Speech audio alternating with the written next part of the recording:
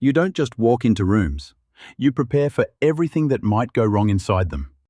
And what you call being independent is the exact thing keeping you from ever truly relaxing.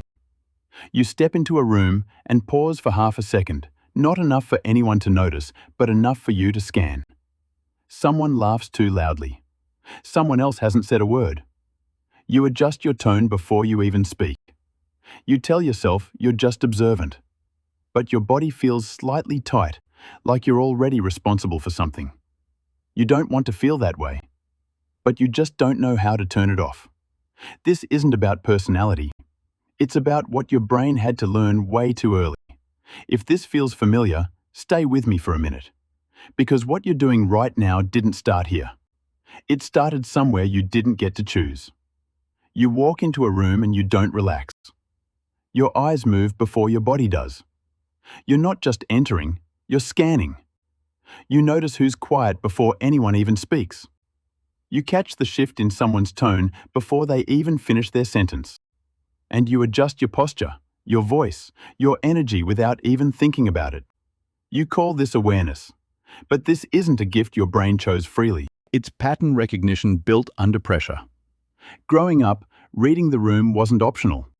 It was how you stayed one step ahead of something going wrong. Your brain learned to predict emotional shifts just to avoid the fallout. The cost? You're never actually present. Instead, you just feel responsible. Your mind is constantly whispering, "Something's off. I need to fix it." The truth is, you don't enter spaces, you clear them for danger. Pause. Transition. Tone. And you didn't learn how to do that in a calm home. There was a moment you stopped being taken care of. No one announced it. It just happened. You're standing on a chair in the kitchen. The counter is way too high, but you've done this before. The house is quiet. A kind of quiet that doesn't feel safe. You don't call for anyone, because you already know no one is coming. You open the fridge and build something from whatever is left. Not because you want to, but because it's time. In that moment, your brain linked action with survival. Doing something meant reducing the chaos. The cost? You didn't learn how to ask. You only learned how to handle it.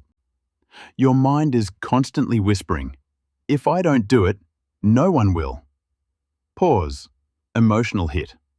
That is the exact moment usefulness replaced your childhood. And your brain never forgot that equation. Now you answer questions that haven't even been asked yet. You fix problems before they're even visible. At work, you finish tasks before the deadlines even feel real. You say yes before checking if you can actually handle the weight. You sense tension in a conversation and immediately shift the tone. You don't wait to be needed. You remove the need entirely by doing it all yourself. Because your brain is running constant simulations, if this goes wrong, what do I do? The cost? You never actually rest between moments. You stay in a permanent preparation mode. Your internal logic says, "Better I handle it now than deal with the fallout later." But here's the truth.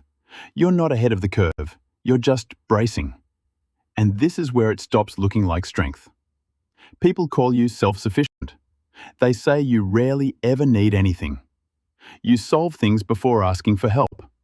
You minimize your own needs the moment they show up. You say, "I'm good," even when you're breaking inside. Because needing someone feels exposed, and being exposed has never felt safe for you. Your system equates dependence with risk. So, it removes the need to depend on anyone, entirely. The cost? No one ever fails you, but no one ever really reaches you either. Your internal voice warns you. Don't rely on them. You'll only regret it. The truth is, you didn't become strong. You became unreachable. And the hardest part is, it actually works. You're the reliable one, the easy one, the one no one ever has to worry about. Teachers loved that you handled things on your own. Bosses trust you because you never complain. Friends lean on you because you always show up. But no one asks what it's costing you, because on the outside, nothing looks broken. Your survival pattern has blended perfectly into socially rewarded behavior. The cost? You don't get supported, you get used. Your mind tells you, they need me like this. I can't change, and that's the trap. You were praised for not needing care, so now you don't even know how to receive it. Try doing nothing for a moment and watch what shows up. You sit still, and you feel something tighten in your chest. You reach for your phone. You start thinking of something you should be doing. Because without being useful, something feels missing. Your identity has fused with your function. Doing became the only proof that you actually exist. The cost? Rest feels unsafe. Stillness feels empty. Your mind starts whispering, if I'm not useful, then what am I? Stay there. Don't move. That feeling isn't laziness. It's withdrawal from a role you never actually chose for yourself. And this is where the real choice begins. This was never about you being too mature. It was about you becoming useful early enough so that no one felt they had to take care of you anymore. You're the one who notices first, adjusts first, and carries the weight long before anyone even thinks to ask.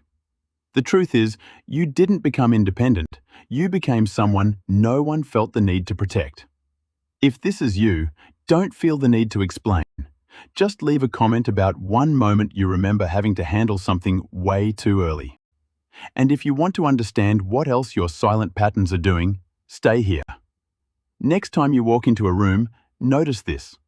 Are you actually there, or are you already working?